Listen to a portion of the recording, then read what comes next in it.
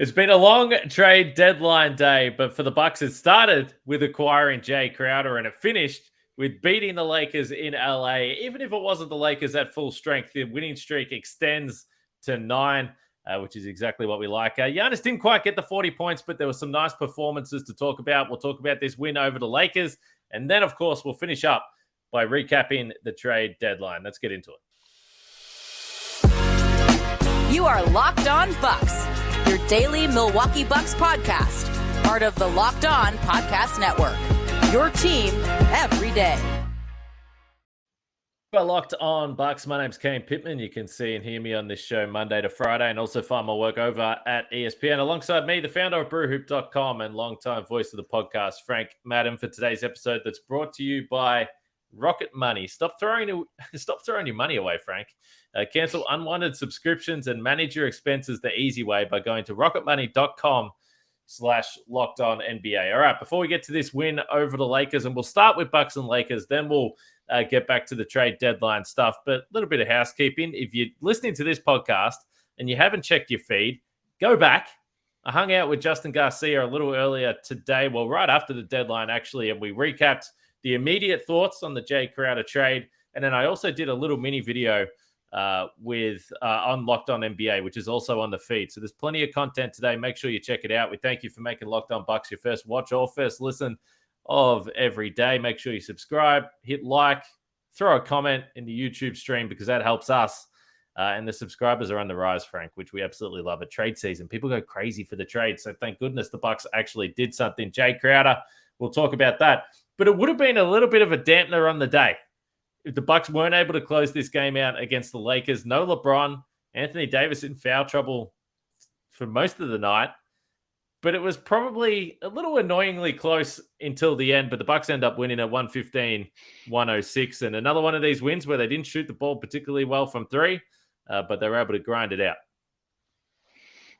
Yeah, I mean, just the stat that is seared into my brain is the 5 for 28 from 3-point range in the first half for the Bucks. They're down 58-50 at halftime, and again, this happens, right? You just have these games where even with the Lakers being shorthanded following the trades and LeBron sitting out, but I think I don't know if it was in our chat or something, or I can't remember where I was talking about it, but just I was thinking like, oh, if the Lakers don't make a big move, then LeBron, given that he was, he sat out the end of the game on Tuesday with the foot injury, I was like, there's a good chance he's not going to play on Thursday night.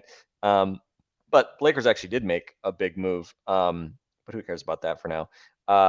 So yes, this is obviously, even the Lakers at full strength, you're supposed to beat that team. Definitely this version of the Lakers, you're supposed to beat this team. And did it, take way longer than it should have? Pretty much all of 48 minutes to close it out. Yes. But that happens. And, I think the luxury of where the Bucks are right now, they're now sitting in sole spot with the second best record in the NBA and just a loss behind the Celtics. And they get the Celtics at home early next week. So, sort of one of these things, right? Like we've debated it, since the preseason, since pre-preseason. How important is it for the Bucks to have a great record in the regular season? How important is it, to be potentially the first seed or the second seed? I think, my stance has always been like, hey, get top 2, because at least then, you can not have to play the Celtics in the second round, which again, I think Boston is still sort of the number one, opponent that the Bucks have to plan for. And I think the team that ultimately matches up the best with them. But yeah, so, again, this win streak has been nice. You're not going to win every game in a win streak by 25 points. And especially on the road, right? You had 2 days off, which is great because Bucks had been playing every other day for quite a while. And so nice to get a couple days off, nice to get a little bit of California sunshine. Do we have an update on Splash Mountain in Disneyland? Is that one closed too? Did Brooke Lopez get to go on his rides? We don't know. But LA nightlife being undefeated and all, a couple days off. This was maybe a game that was teed up for a little bit of a lackadaisical start. And it felt a little bit like the Bucks maybe took this game for granted a bit. But when you shoot that badly, it's not like for lack of effort that you miss a bunch of open jump shots. And The Lakers, I thought, also just hit like a lot of like kind of like, okay, it's going to be one of those night type of shots. Didn't even shoot that many threes. I think were they like 4 of 9 from 3 in the first half or something like that.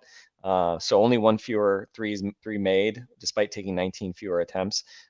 So yeah, it was an annoying first half. It was one of those first halves where like you hate having to wait through halftime because you're just like, okay, can we just get to the second half? Easy for me to say since I don't have to actually play.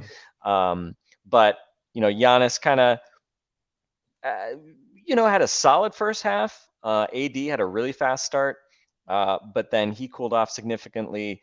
And over the course of the game, Giannis slowly but surely took over. And I thought in the third quarter, Giannis and Drew Holiday, I think hit like one shot in the first half. He came out, hit a couple shots, including a three. Giannis hits a three early in the third quarter. And again, I wouldn't say the floodgates opened. I think the Bucks were 7 of 19 or so in the second half from 3-point range. So it was not a good 3-point shooting night regardless. But they made enough. And, eventually I think the Lakers' lack of quality started to show through a little bit. I thought Brook Lopez, had some terrific moments protecting the rim. A phenomenal block on Troy Brown, had a good block. I don't know if he had one or two on AD, but certainly it's a lot of credit for Anthony Davis not, really ever kind of getting rolling for more than a couple minutes at a time because Brook was the primary defender on him most of the night. So you mentioned the foul trouble, but overall, I think Bucks defended him very well, right? 9 of 22, 23 points. That'll work. That'll do. 5 turnovers and a -7 in 34 minutes. So they held down AD. Of course, Dennis Schroeder. Dennis Schroeder always kills the Bucks, I feel like. And Austin Reeves. Austin Reeves. I called him Kai Reeves for that one move where he kind of do-si-doed Giannis and got a layup. But yeah, solid win. Not a work of art. We'll never speak of this win again in the future. But I thought Giannis and Drew obviously were big, but Khris Middleton, man, I kind of buried the lead a little bit, but 22 points on 18 shots, just 1 of 6 from 3. But man, the aggression we've seen from him going to the basket, creating shots. It's not like he's flying in and dunking and stuff like that, but he's getting to his spots in the paint around the basket. Again, just always under control. And I thought that in the second quarter he gave them a bit of a spark, and then in the second half, especially when there were a couple moments when the Lakers starting to have a little bit of success with the zone. Khris Middleton, even when he's not shooting well from 3, is such a useful weapon against the zone because of his ability to get to his spots, make passes, etc. So yeah, I think there was a joke about 6th man of the year, Khris Middleton, but he's been looking like it here of late. 10 for 18 overall, 1 for 6 from 3. So my quick math here, 9 for 12, and he's really actually been hitting that kind of runner, one-handed push shot floater. He's been able to take.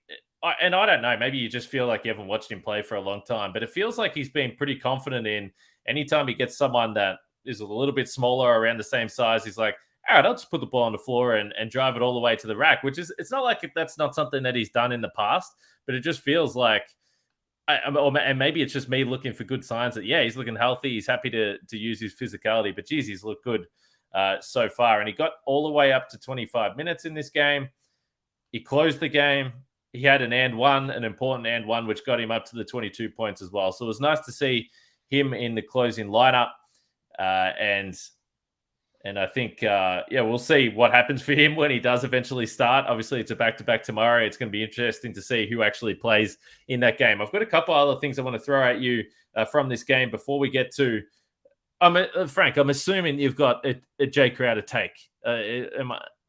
You want to talk about Jae Crowder? Well, I'm so stunned that I'm so stunned that Jae Crowder is a Buck that I almost, I hadn't even contemplated the possibility previously, Kane. So it'll be hard to speak extemporaneously about this trade, but I can attempt to give a Jae Crowder take. I mean, it's funny. I thought tonight's game kind of underscored like why you need Jae Crowder, not because there was some guy that you wanted to throw at, that you wanted to throw Jae Crowder at, but they rested Joe Ingles, as you mentioned, presumably because they wanted to not play him on the back-to-back, and they wanted to have somebody playing tomorrow who was not playing tonight, which I'm going to go ahead and guess that Khris Middleton isn't going to play tomorrow.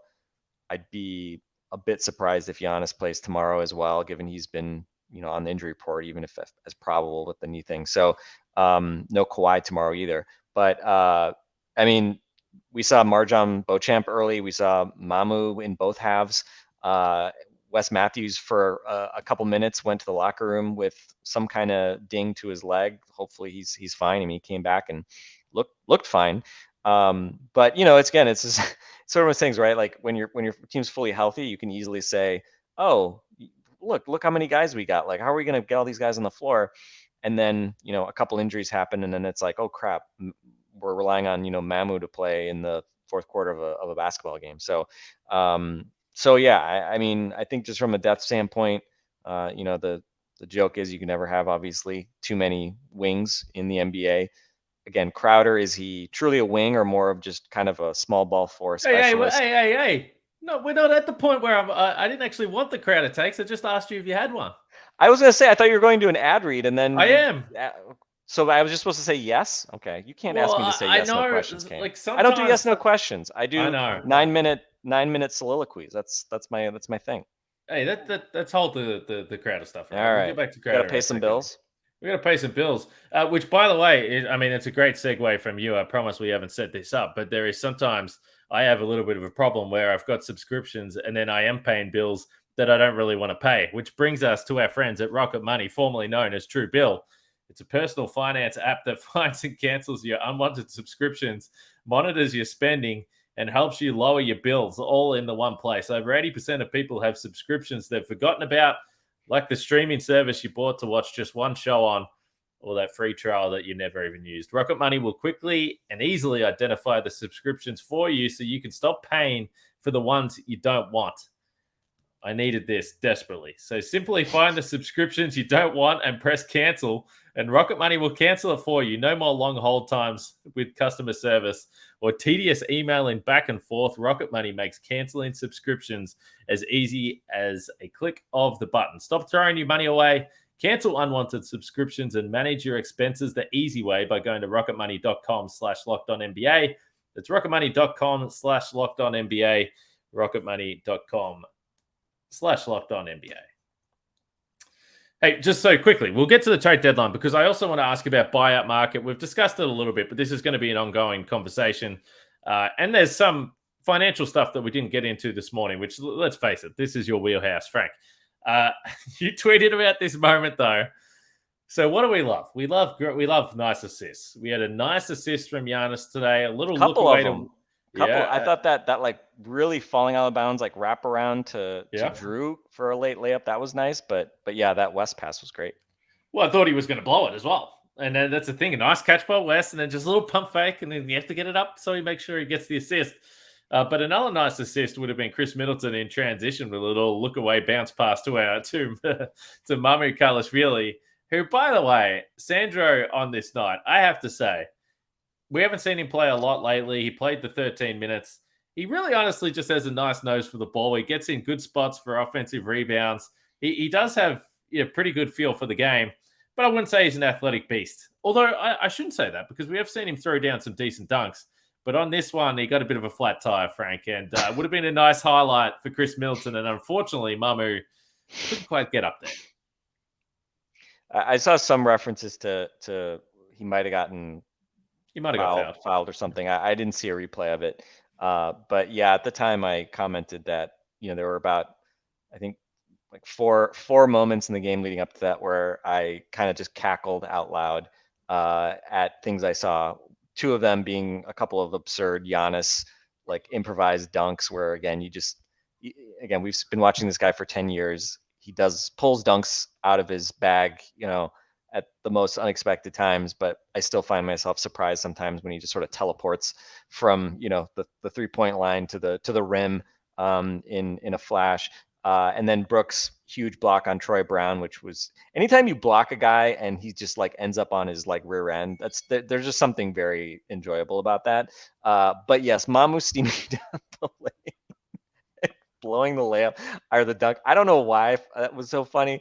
It just like seemed so hopeful for him to go for that dunk. And again, not that he like doesn't ever dunk or that he's That's like right, that he's a terrible athlete. I mean, when he's got a head of steam, he's one of those guys who like he can throw down a bit. But just something about it, I had like the image. I don't know if you would be really familiar with The Fresh Prince of Bel-Air. I'm guessing that given your age, you wouldn't have been watching that in Australia like 30 years ago. But you maybe have seen the GIF of Carlton when he is playing in the basketball game and he takes the shot and he's like looking up and got his hand up and he's like hopeful, and then the ball like is like 20 feet away and doesn't come near the backboard. That was just in my head what I was thinking as I saw Mamu go up with great hope for that dunk. But anyway, I didn't realize, I totally missed that he hit a 3-pointer. He was 2 for 4, 6 points, +4 in 13 minutes, 2 offensive rebounds and a steal. So I think he had that steal as like a little like poke away on Anthony Davis in the first half. So I mean, the numbers weren't bad. There was that funny moment where he got an offensive rebound, yay, and gives it to Giannis, who was kind of on like the right wing, pinched in towards the corner, and Mamu kind of had basically like dribbled it, had kind of picked up the ball in the corner, passes it to Giannis, and then he's like kind of just like standing there, like I think expecting Giannis to like dribble more towards the center of the court, and then he just like gave him a look and gave him the like clear out arm wave, and then Mamu goes scurrying away along the baseline to give Giannis some room. So and by the way, of course, the guy that was good. guarding Mamu is like, I'm not fucking moving now. So two good late night comedic moments from our guy Mamu. By the way, it's weird. I guess I don't say Mamu out loud enough because like I don't know if you guys as listeners notice this, but like sometimes I say Mamu and sometimes I say Mamu, and I have no rationale for doing one or the other. My apologies. Yeah, I don't know. I guess when I say it, the full name, I say it kind of fast, like Mamu Kalashvili, but Kevin Harlan, who is just the best, by the way. There was one, he sort of was saying Mamu, like 2 separate words, which was like kind of interesting, but I'm definitely not going to complain with Kevin Harlan. He also had one of my favorite calls of tonight's game. I mean, he always has great calls, but one of my favorite calls of his tonight was that move where Giannis went baseline. It was late in the game and kind of just sidestepped around AD. That was another cackle out loud. That was the last time I laughed out loud in this game. That was an incredible move. And Kevin Harlan, it did. The thing that I love about Kevin Harlan is like he makes the call. He's like with the sidestep, and then he's like, "Wow!" And I was like, "Me too, Kevin. Me too." All right, let's get to trade deadline stuff. Let's knock this FanDuel. And we've got the Super Bowl coming up, so we need to talk about the Super Bowl first. Then we're going to get to the trade deadline. The big game. The big game. The big dance. Are you allowed to say the Super Bowl? And maybe that we're not in the ad read yet. I feel like you can't say the Super Bowl in an ad read, but I'll let you handle it. No, you can, because this year the only app you need at your Super Bowl party is FanDuel, America's #1 sportsbook. We're really excited about our new sports betting partner for Locked On because they're the #1 sportsbook in America, FanDuel. And if you're new to FanDuel, that's even better. They have so many great features that make betting on sports fun and easy. So download the FanDuel app now so you can bet Super Bowl 57 with a no sweat first bet. You'll get up to $3,000 back in bonus bets if your first bet doesn't win. FanDuel lets you bet on anything from the money line to point spreads to who will score a touchdown. I've got it in front of me right now. Forget 1 touchdown. How about 2+ touchdowns? Travis Kelce, the favorite, +460. Jalen Hurts, +550. AJ Brown, +650. But if you think that someone's going to get on the end of the old pigskin in the end zone multiple times, then go to FanDuel.com and you will be able to potentially win some cash.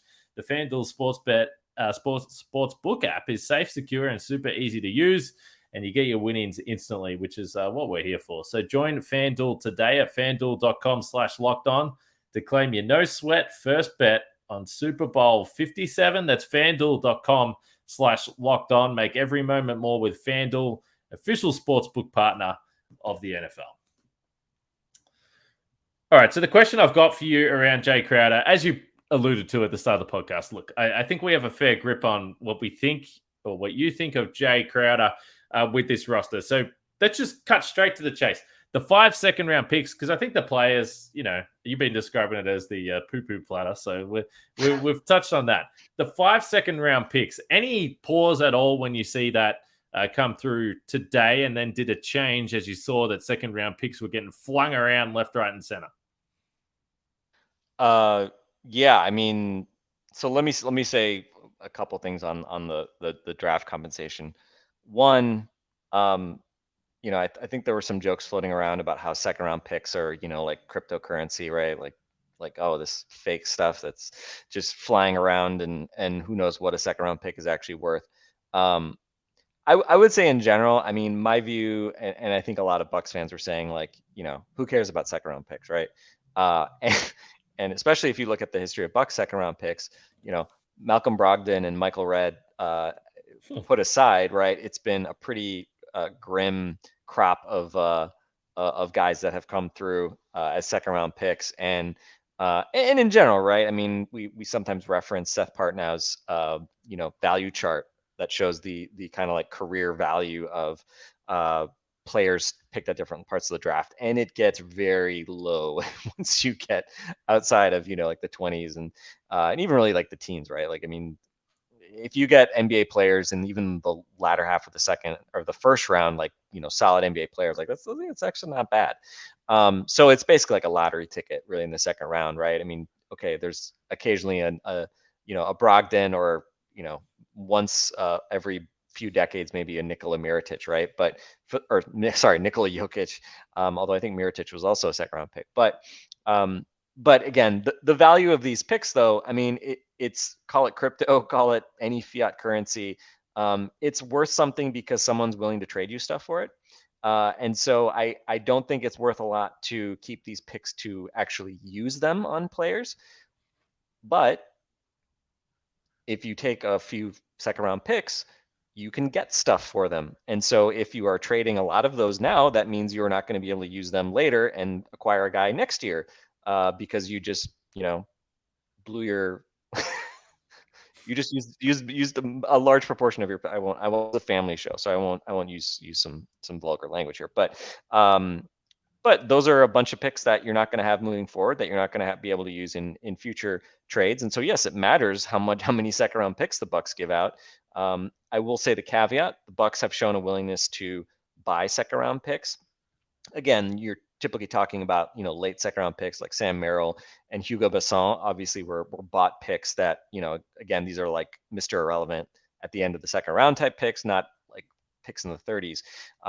So again, it's a real price not because Bucks were going to get a bunch of great players with these second round picks in terms of drafting them, but you could use those for other stuff. Now, the interesting thing is the market seems to have devalued second round picks dramatically today, because we saw, Sadiq Bey go for 5 second round picks. We saw multiple players shipped around for 3, 4 second round picks, which unprecedented. So yeah, again, was it above market? Maybe not. But I think the interesting way to frame it is you had to pay Indiana to take the bad salary or unwanted salary of George Hill and Jordan Nwora, because Brooklyn was like, we don't want that stuff. We're way over the tax. So the interesting thing is, like, the Nets didn't actually get 5 second round picks for this. The Nets got 2 second round picks, and they just basically forced the Bucks to shed the additional salary at a pretty steep price, right? I mean, I think Indiana is an obvious winner out of this deal, given that they got 3 second round picks just for the privilege of taking on $7 million in salary this year and Nwora's contract next year. So again, I'm not going to lose sleep over it, but that's a significant price. I mean, we were talking about, is it like 2 second round picks, 3 second round picks, right? 3 second round picks were rumored previously. So the fact that the Bucks end up paying 5, I mean, that means there's another player that you potentially won't be able to acquire down the road because you don't have that war chest of second round picks. So it is what it is. Bucks are definitely a better team for it this year. And as we've talked about, there's no time like the present, given where the Bucks are, the window they have, and the types of players that could be useful for them, especially in a potential matchup with Boston. So now I think the big question is just how good is Jae Crowder still, and the upside is he doesn't really have to do a whole lot in the regular season. But kind of like what we saw with PJ Tucker, who was sort of injured and kind of not really playing at the time when the Bucks traded for him from the Rockets. PJ did at least play basketball that year, not well, but he was playing and was away from the team at the time. So I think the question is like, okay, now Jae Crowder, what, how long is it going to take to ramp you up?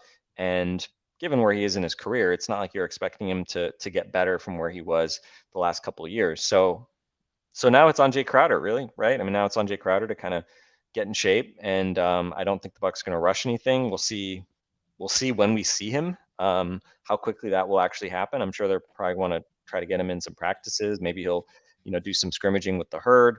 Maybe he'll even play a game with the Herd. I don't know, right? So yeah, we'll kind of see. But again, the luxury the Bucks have is, he's not a Band-Aid that needs to be playing right this moment, even with Bobby Portis injured. Although tonight maybe it felt a little more urgent to try to get another body to kind of add some depth to that kind of 4-3 rotation. So yeah, we know kind of what he can do. I will again push back on the Tucker comparisons in the sense that I don't think he guards down the way PJ does, but that's okay, right? He doesn't have to, defend shooting guards regularly or something like that. But I think he will at some point. He will be in a lineup where he'll need to switch, and we'll see whether he's still mobile enough to be effective as a switching kind of small ball four. So yeah, solid day. Kind of a little bit of a I don't know. Would you say it was kind of a chalk day for the Bucks, right? Like this was the trade we always expected they might make. I thought there was a very good chance they would make a bigger move as well, potentially involving Grayson Allen. But ultimately they stood pat. And I guess now for me, what Jae Crowder looks like is one big question. And I think another question for me is just, Pat and Grayson have continued to start with Khris coming off the bench. We see Khris now get up to 25 minutes. How long does sort of the Khris coming off the bench thing go? And then when eventually Khris is not coming off the bench, who is the fifth starter? And last year we saw Wes get shifted into that role pretty late in the season, which I thought made a lot of sense. But what do they do this year? That's to me a question I don't know we have for. There's no reason to showcase Grayson Allen for trade purposes anymore. But I don't know. I saw most of the podcast last night. I don't know if you guys touched on it at all, or earlier today. I don't know. Do you have a guess as to who is going to be starting with the four known starters once Khris is back in the lineup? Do you think it's going to be Grayson Allen still? Do you think they figure out a way to shoehorn Jae Crowder into a jumbo lineup? Pat Connaughton? What's your best guess at this point? Yeah, well, just based on the fact they didn't start. They didn't start. They shifted to Wes last year, right? So, Middleton obviously was hurt, and there was weird things there. But yeah, I think once you get to the playoffs, when you're in a series where you got to defend and the teams are better, I think that they will shift probably to a Crowder or a West. But it's hard to say because we don't know what Crowder looks like, or maybe an Ingles. I don't know. One of those three guys, I would have ahead gotta get Joey Ingles into the conversation. On a night when he doesn't play, Kane Pittman. Yeah, gotta work Joey. Well, that's actually a lie because it's past midnight and Big Joey is playing today, baby. So, is that right? It is. Yeah. It is. Yeah, it's 12:17 in the morning here. Good Lord, we're doing God's work over here, podcasting this late. Two podcasts in a day. The things we do for our listeners. It's been a long day. I covered a playoff game last night here in Australia. Got to bed at about 1 a.m. Set my alarm for 4 a.m. Knocked out a couple podcasts at 7 a.m. Wrote a story from last night's game in the day, and then settled in and had to have a shower at halftime at Bucks and Lakers because I thought I was about to fall asleep on the couch. So, I'm only watching basketball. It's not really serious business, but I'm a little fatigued, Frank. And I think, I think maybe I've struggled to talk a little bit on this podcast. Not my cleanest app. Well, I've struggled to talk. I struggled to shut the hell up when you were trying to get your ad read in, and I was just trying to talk about Jae Crowder for the 63rd time this season on one of these podcasts. But I don't know. It should be fun. The other kind of, you're just thinking about some of the other dimensions of this. I think it's funny how from my understanding, Wes Matthews has played a pretty key role in kind of getting Jae Crowder excited about playing in Milwaukee. Obviously, he has The history here Marquette with boys. Marquette. Yeah, the Marquette boys, BOYZ, seem to be excited to play together. Although the weird part is that Wes Matthews would seem to be an obvious potential loser in terms. No, you're joking. Not the Again, internet. not Not that the Wes is not the worried late about. podcast internet, Frank. We're starting to have some real struggles Oh, here. is it happening again? It's only late podcast internet where things start to get a Oh. little ragged. Okay. The internet's just like too much trade stuff today. But yeah, anyway, Wes and Jay reunited. And the funny thing, just to close the book on Jordan Nwora and kind of some of the contract discussions we had late in the year, or late in the fall, it's really interesting to look at kind of what happened today, because on the one hand, the Bucks signing Jordan Nwora to that $3 million contract was not a good move, because you gave him an extra year that clearly the Indiana Pacers don't want an extra year of Jordan Nwora contract. He clearly was a negative asset that you couldn't have moved elsewhere, it seems. He obviously was disappointing on the floor, and unfortunately his kind of chapter in Milwaukee closes. I still think he has a chance to stick in the NBA. He obviously has offensive talent, but it's kind of funny, because on the one hand it's like, well, that wasn't a good contract. Maybe you should have just been better off saving the money and keeping that extra roster spot. The flip side is, without that contract, you would have had a hard time making this trade happen and aggregating enough salary, right? You would have had to figure out, do we put Javon Carter in this trade? Is there some other version of the trade to make the salaries work? So yeah, just again, weird 3-year stint, 2.5-year stint for Jordan Nwora in Milwaukee, and kind of a weird footnote for that to end on. I am, as a fan, I am sad that George Hill's second time in Milwaukee, that it ends here at the trade deadline. Obviously I think we were generally much more in the George Hill was just physically broken at the end of last season and not actually like a terrible basketball player. I thought he did have moments, didn't shoot the ball well this year, but was a little surprised that he played as little as he did.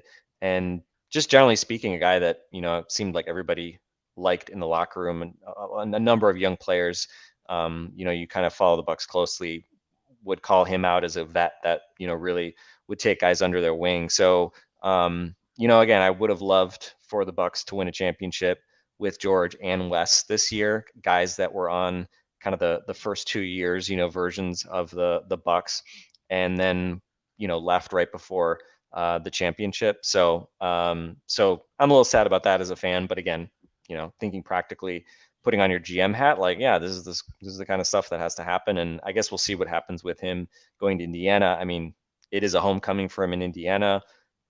I don't know if that means they're actually going to keep him or buy him out, whatever.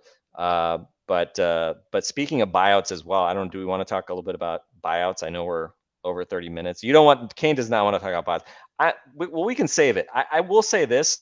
The other kind of key dimension of this trade, obviously, opening up a couple roster spots. And in some ways, you could argue, you're sending out picks literally just to open up roster spots, which, there's value in that, because could be some pretty decent guys hitting the buyout market. And I'll apply the caveat of, never expect that you're going to get like a very good rotation player as a buyout guy. The Bucks have had, kind of some decent fortune in that regard. I mean, Javon Carter, not really a buyout guy, but a guy that was a victim of the Nets adding some crusty old veterans last year. Goran Dragic gets signed. Javon Carter loses his spot and obviously ends up sticking in Milwaukee. That worked out really well. And Marvin Williams, I thought, was a good pickup, even if that iteration of the team, ultimately fell short in the bubble. So hopefully the Bucks can find, to me, I would say, replace Hill as a third point guard. That would be kind of what I would target. And certainly some interesting names that could be out there between Reggie Jackson, Pat Beverly, and I know I'm forgetting at least one. Not Russell Westbrook, Kane. Not Russell Westbrook, but it looks like there will be some lead, or not lead guards, but backup guards. So yeah, exactly. Jae Crowder shouting out Pat Beverly, which to me, I mean, Pat Beverly, given some of the dudes on this team at this point, like I called Pat Bev, and I think I tweeted. I was trying to figure out if I told this to somebody privately, but throw Pat Bev, Jae Crowder, even your boy Joe Ingles, the shit housing that those guys do, trash talking, just flopping gamesmanship, all that. Like, it would be pretty hilarious to watch that group all together. And there was, if people haven't seen it, there's a pretty funny Pat Beverly moment on his podcast where he talks about complaining to Giannis that he was skipping a game against the Timberwolves, and pretty good Giannis impression from Pat Bev, and he relates how they were trying to recruit each other, basically. So at least there seems to be some friendly banter that Giannis and Pat Bev have had before. So bring Pat Bev. I think he's from Chicago. Bring Pat Bev back to the Midwest. Sure, F it. Bring Pat Beverly in here.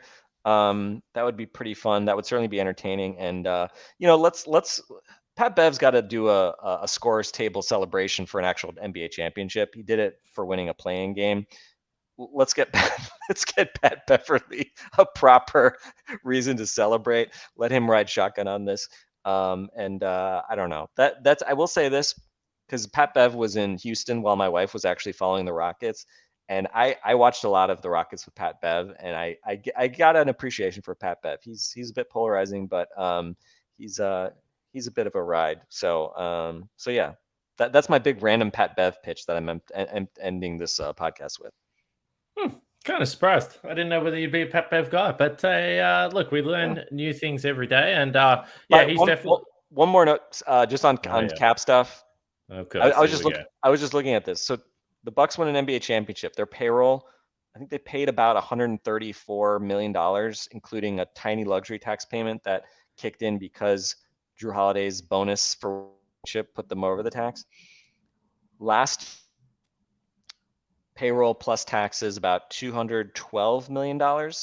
This year, right now, projected about 255, and that'll go up probably another few million if they add a buyout guy, just because of how punitive the tax is and a multiplier on it, even a prorated less than full season number. So in a couple of years, the Bucks payroll has essentially doubled.